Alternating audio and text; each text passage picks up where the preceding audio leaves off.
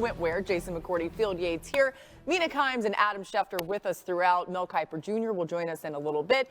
There's a lot to get to, and as you might imagine, we're starting with our top story, which has to do with Shedeur Sanders. Of course, as just illustrated there, he dropped significantly further than some had expected. So we'll go to you, Adam, on this. How did Shedeur end up with the Browns?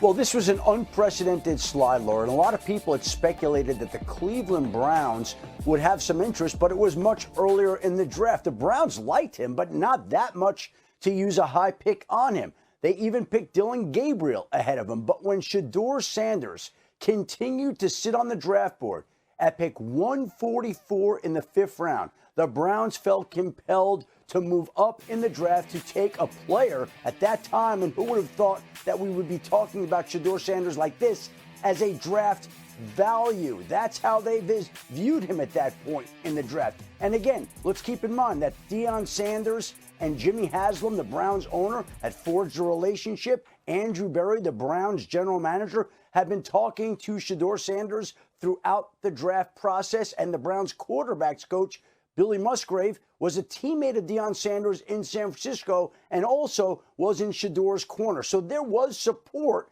within the organization, but they never imagined that he would be there in round 5. And when he was, they moved up, they traded up, and they now have 5 different name quarterbacks going into training camp.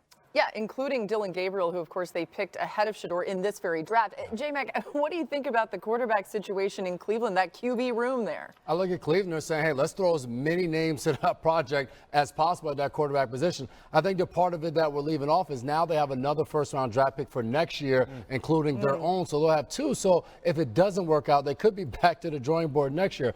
But I look at this for Shedeur Sanders. Yes, you didn't want to go in the 5th round. You like to go a lot higher. But you end up in a situation where they don't have a starting quarterback. He gets to walk in there and compete to be the guy. Joe Flacco will be the veteran in the room. Kenny Pickett is still trying to prove himself. And we mentioned Dillon Gabriel along with himself, and then Deshaun Watson is coming off of an injury. So for Shedeur Sanders, you get an opportunity to walk in this building and prove all 32 teams wrong, because the Cleveland Browns pass on him multiple times as well. You get to go in there with a chip on your shoulder and prove you can be an NFL starting quarterback. Yeah, I'm looking at this as a quarterback competition between Shedeur and Dillon Gabriel. Obviously, you got the 2 vets in there. We know who they are. Joe Flacco, obviously Cleveland knows very well. Kenny Pickett at this point has played quite a bit of football. But the Browns clearly loved Dillon Gabriel, right? This was a pick that surprised a lot of folks. But I could see why. I mean, watching him, and I watched him a great deal in college, but especially at Oregon, there are a lot of attributes that make sense in the Browns offense. He's accurate. He's great off of play action. He's good throwing on the move. He's got a quick release. I think where Sanders has an edge over him, and this is why I had Sanders ranked higher in my perspective on draft quarterbacks, is he's obviously taller, and I think he sees the middle of the field better, which is important. Kevin Stefanski's offense. But he's got to beat out Gabriel, right? Like, it's not just that they drafted Gabriel 2 rounds ahead of him. I watched a video of them talking to him. They clearly love the kid. So that's task number 1. You know, you got to take these things in order of steps. And step 1 is that competition between Sanders and Gabriel. I think I can't help myself. I kind of have to close the book here on how Shedeur got to round 5, and it was something that I didn't anticipate as we got closer and closer to the draft. I was surprised he was still available as we got into round 3, much less day 3. But there are some important lessons learned throughout this process, one of which is me, Mel, other draft analysts don't determine where a player is going to go in the draft. We have a suggestion, we have a belief, we have a projection, but we do not make that decision.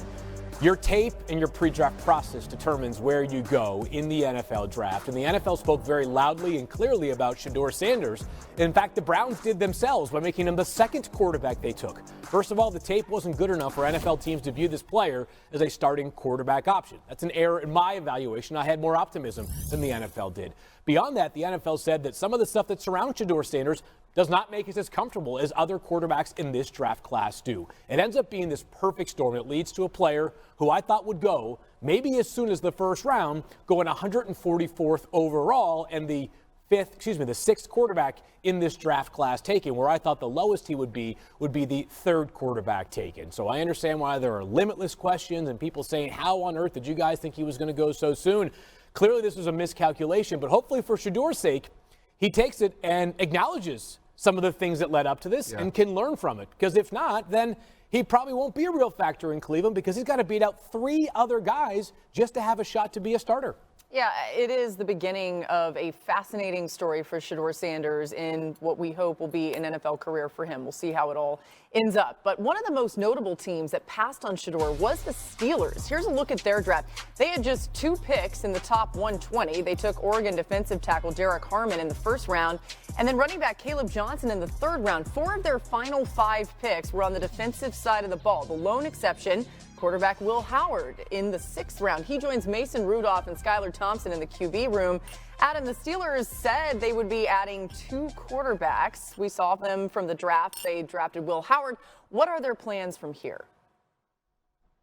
Well, there's one, and I think they're hoping and thinking and believing that the last one will be Aaron Rodgers. Art Rooney, the owner of the team, said over the weekend that he still was optimistic that Aaron Rodgers was going to wind up in Pittsburgh, hopefully sooner rather than later. But there is patience within the organization. Mike Tomlin, the Steelers head coach, has not been in any rush to get a decision from Aaron Rodgers. But really, the Steelers are the last team that remains that needs a quarterback here for the upcoming season. And Aaron Rodgers clearly would like to continue playing, though he said on the Pat McAfee show he hadn't made that decision just yet. But it's a situation where I think the Steelers believe ultimately he'll come around, he'll wind up opting to play, and he'll wind up opting to play in Pittsburgh. The other team that seemingly interested Aaron Rodgers, the Minnesota Vikings, traded for Sam Howell over the weekend. They would seem to have satisfied their need for another quarterback with Sam Howell and that acquisition. And now that leaves the Pittsburgh Steelers and Aaron Rodgers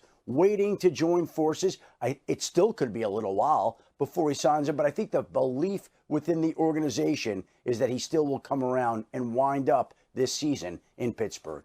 All right, so we keep waiting for that. Adam, Mina, what do you think of how the Steelers approached the draft, only taking Will Howard in the 6th round? I would have taken a quarterback earlier, just to be blunt. I don't begrudge them skipping on quarterback in the 1st round. I actually love the Derek Harmon pick, player I really liked at a position of need for them. But after that, they had a couple of opportunities, I think, to take a swing on one. Jalen Milroe in the 3rd round. They took a running back, Caleb Johnson.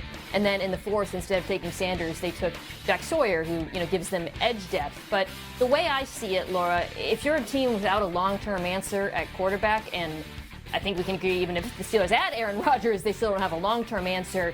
You got to take some swings. People say, well, they can go for it next year. Well, frankly, we're talking about a team that never picks in the top 10 because they don't lose that many games. And they're also in a division that just loaded up on draft picks for next year. So I don't see that as a plan. I don't see Aaron Rodgers as a long-term plan.